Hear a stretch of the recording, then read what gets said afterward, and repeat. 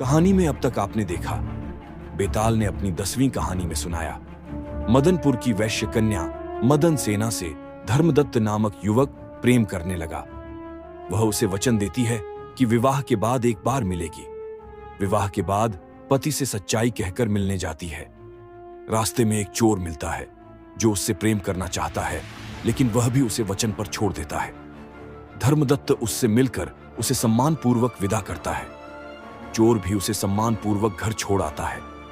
पति सारा हाल जानकर प्रसन्न होता है तो बेताल ने पूछा, इनमें से पति धर्मदत्त और चोर में सबसे बड़ा त्यागी कौन है? राजा ने कहा, चोर, क्योंकि मदन सेना का पति तो उसे दूसरे आदमी पर रुझान होने से त्याग देता है। धर्मदत्त उसे इसलिए छोड़ता है क्योंकि उसका मन बदल गया होगा, या फिर उसे यह डर भी रहा होगा कि कहीं उसका पति उसे राजा से कहकर दंड न दिलवा दे।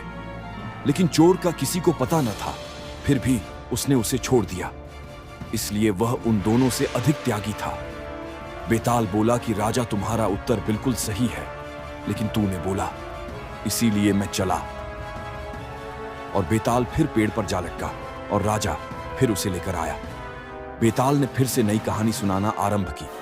यह है सनातन कथा, जहां हर कहानी आपको जोड़ती है धर्म, दर्शन और आत्मा से। विक्रम और बेताल की 11वीं कहानी। सबसे अधिक सुकुमार कौन?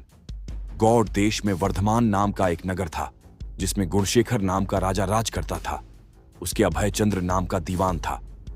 उस दीवान के समझाने से राजा ने अपने राज्य में शिव और विष्णु की पूजा, गोदान, भूदान, पिंडदान आदि सब बंद कर दिए।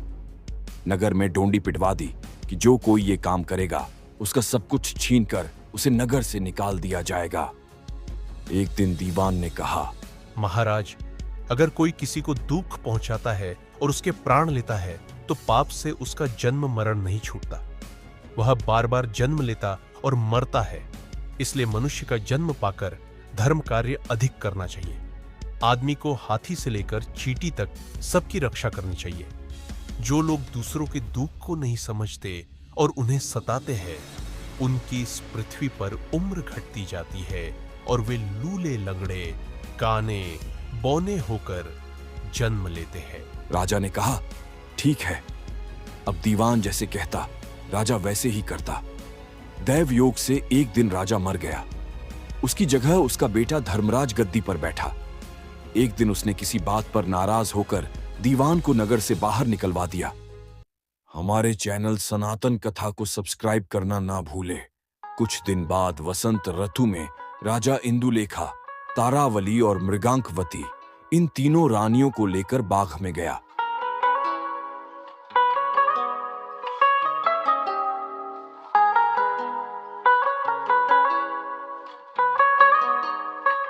वहां जब उसने इंदुलेखा के बाल पकड़े तो उसके कान में लगा हुआ कमल उसकी जांघ पर गिर गया। कमल के गिरते ही उसकी जांघ में घाव हो गया और वह बेहोश हो गई। बहुत इलाज हुआ, तब वह ठीक हुई। इसके बाद एक दिन की बात कि तारावली ऊपर खुले में सो रही थी। चांद निकला। जैसे ही उसकी चांदनी तारावली के शरीर पर पड़ी, फफोले उठाए। कई दिन के इलाज के बाद उसे आराम हुआ। इसके बाद एक दिन किसी के घर में मूसलों से धान कूटने की आवाज हुई।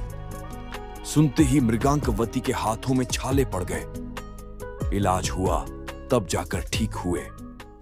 इतनी कथा सुनाकर बेताल ने पूछा, महाराज बताइए, उन तीनों में सबसे ज्यादा कोमल कौन थी? बेताल के प्रश्न का उत्तर आपको अगले वीडियो में मिलेगा। तब तक बने रहे हमारे चैनल सनातन कथा के साथ।